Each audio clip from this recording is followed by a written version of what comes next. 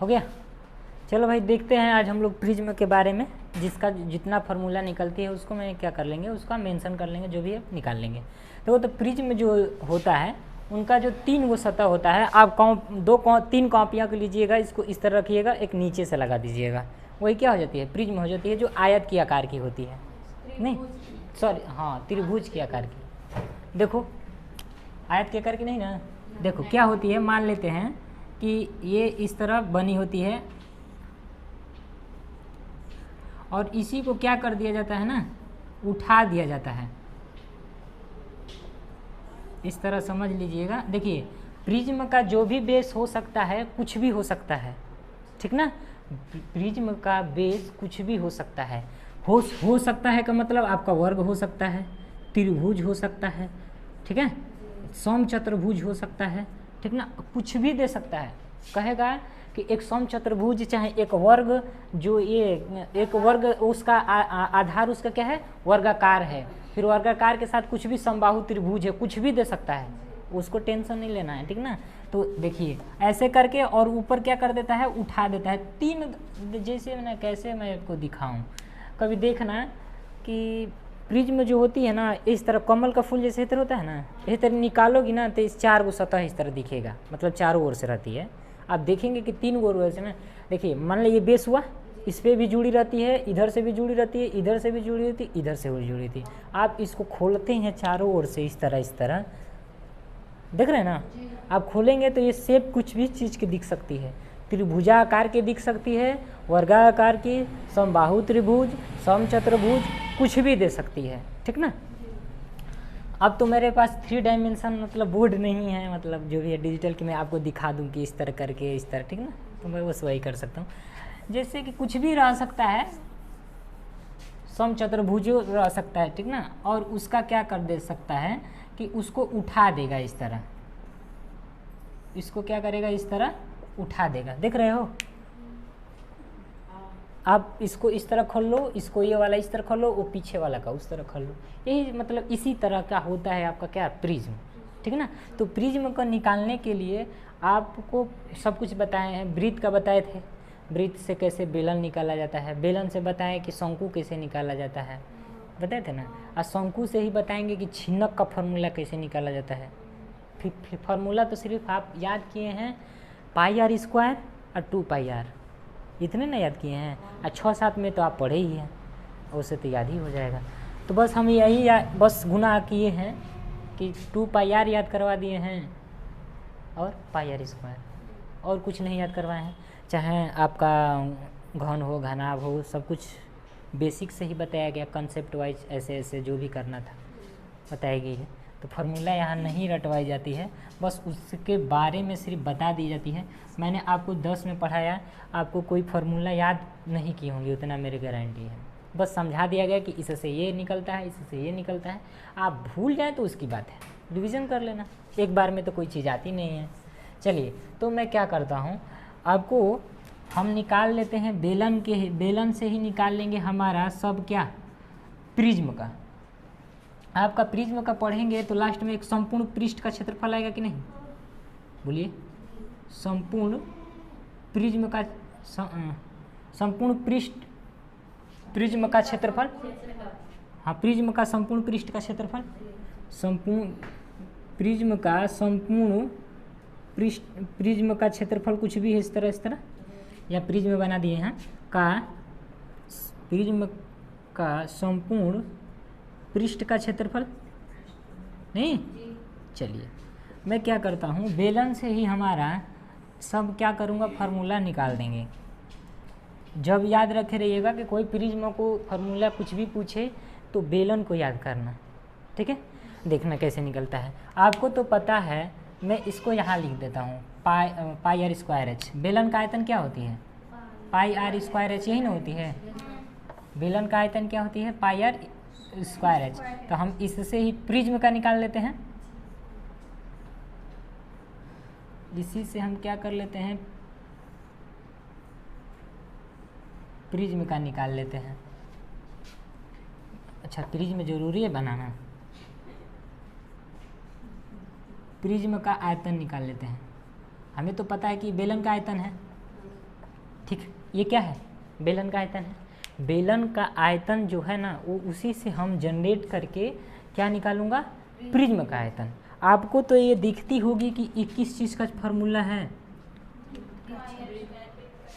वृत्त का क्षेत्रफल। तो आपको वृत्त का क्षेत्रफल जब है तो आप पूरी तरह से कर सकते हैं। मैंने पहले ही बताया कि बेस कुछ भी हो सकती है। मैंने बोला बेस कुछ भी हो सकती है, तो जब बेस कुछ भी हो सकती है तो मैं लिख सकता हूँ कि बेस का क्षेत्रफल। अरे मैंने तो वो तो सवाल अपने आप से न देगा कि ये इसका बेस है, त्रिभुज का बेस है, समचतुर्भुज का बेस है, वो तो अपने हिसाब से देगा कि ये क्षेत्र है। तो हम कैसे लिख सकते हैं कि यही क्षेत्र होगा, मतलब त्रिभुजे का क्षेत्रफल हो क्षेत्रफल होगा? नहीं, तो हम कुछ भी लिख सकते हैं। तो हम लिख सकते हैं बेस का क्षेत्रफल। ये क्षेत्रफल है ना, है ये किसी का क्षेत्रफल है ना, है। तो ये जब क्षेत्रफल है तो हम लिख सकते हैं क्या? बेस का क्षेत्रफल। बेस का क्षेत्रफल अगुणी क्या हो जाएगी? ऊंचाई। यही हमारा बन के क्या निकल के आ जाती है? बेलन का आयतन, सॉरी प्रिज्म का आयतन। तीर देखा है, यही निकल के आ गया हमारा प्रिज्म का आयतन। ठीक है, अब हमें दिख रही है कि ये जो बेलन का ये वक्र पृष्ठ का क्षेत्रफल है 2πr/h, ये ना है 2πr/h। जब बेलन का वक्र पृष्ठ का क्षेत्रफल है तो ये क्या दिख रही है आपको? परिधि है कि नहीं? तो आप परिधि को परिमाप लिख सकते हैं कि नहीं? परिधि लिखिए, परिमाप लिखिए, परिमिति लिखिए, ठीक ना। तो मैं क्या यहाँ पे लिख दूँ? परिमाप आई इंटू हाइट। समझ में आई? ये हमारा निकल के आ जाता है प्रिज्म का वक्र पृष्ठ का क्षेत्रफल आ जाती है। याद करने में कोई दिक्कत होगी? चलिए ठीक है। अब मैं क्या करता हूँ, संपूर्ण पृष्ठ का क्षेत्रफल निकाल लेते हैं। अब थोड़ा देखिएगा संपूर्ण पृष्ठ का क्षेत्रफल कैसे निकलता है। आपको पता है जब मैंने बताया था कि वृत्त का क्षेत्रफल, अरे सॉरी है कि बेलन का क्षेत्रफल अब ऊपरों को और नीचों को जोड़ लो तो संपूर्ण पृष्ठ का क्षेत्रफल आ जाते थे कि नहीं? तो अब थोड़ा यहाँ डाउट थोड़ी सी होगी, लेकिन कॉम्प्रोमाइज़ करना। देखो मैं क्या करता हूँ, आपको तो पता है कि वृत्त का है किस चीज़ का था? वक्र पृष्ठ का ना था। तो हम वृत्त का वक्र पृष्ठ का क्षेत्रफल लिख दूँ? नहीं, ये वाला प्रिज्म का वक्र पृष्ठ का क्षेत्रफल लिखूंगा ना, क्योंकि जैसे बेलन का वक्र पृष्ठ का क्षेत्रफल लिए थे और संपूर्ण लेने के लिए ऊपरों के लिए थे और नीचों के लिए थे। तो पहले हम क्या करते थे कि बेलन का वक्र पृष्ठ क्षेत्रफल लिख के आप प्लस πr² क्योंकि नीचे और ऊपर दोनों का था तो लिखते थे कि नहीं? लेकिन वक्र पृष्ठ वाला लिखते थे कि नहीं? वक्र पृष्ठ का क्षेत्रफल प्लस। तो इसी तरह मैं लिख सकता हूँ प्रिज्म का वक्र पृष्ठ का क्षेत्रफल यहाँ, तो लिख सकता हूँ प्रिज्म का वक्र पृष्ठ का क्षेत्रफल, प्रिज्म का वक्र पृष्ठ का क्षेत्रफल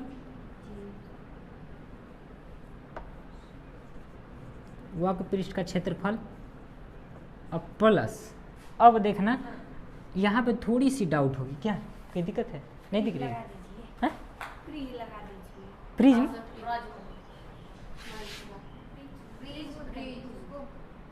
किससे लगाना? इस तरह।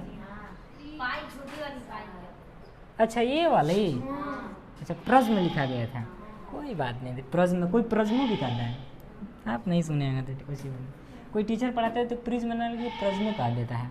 चलो तो प्रिज्म का क्षेत्रफल अब देखना है कि क्या इसमें ऐड करना है। बस आपको तो दिख रही है कि वृत्त का क्षेत्रफल क्या होती है? πr² नहीं ना होती है, लेकिन इसमें कोई सर बताइए ये तो मतलब